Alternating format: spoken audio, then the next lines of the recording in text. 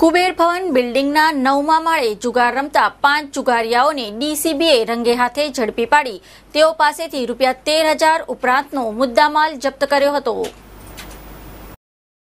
Collector કચેરીના પરાંગણમાં કુબેર ભવન બિલ્ડિંગના 9મા માળે કેટલાક વ્યક્તિઓ જુગાર રમી રહ્યા છે તેવી ડીસીબીના પીઆઈ ચૌધરીને બાતમી મળી હતી। જે બાતમીના આધારે પીઆઈ ચૌધરીએ સરકારી કચેરીઓ છૂટવાના સમયે જ કુબેર ભવન બિલ્ડિંગના 9મા માળે છાપો માર્યો હતો, જેમાં જુગાર રમતા ગફુર ખાન, બશીર ખાન પઠાણ, રાજેન્દ્ર માવસી સોલંકી, ગુલામ હુસેન, રમજાન હુસેન શેખ, ભરત મથુર સુતરિયા તથા વિક્રમસિંહ દલસુખ ડિંડોરને ઝડપી પાડ્યા હતા। જુગારીયાઓ પાસેથી ડીસીબીએ રોકડા ₹8,095, 5 મોબાઈલ મળી કુલ ₹13,000 ઉપરાંતની મત્તા જપ્ત કરી હતી। આ તમામ જુગારીયાઓ સરકારી કર્મચારીઓ હોવાનું પ્રકાશમાં આવ્યું છે।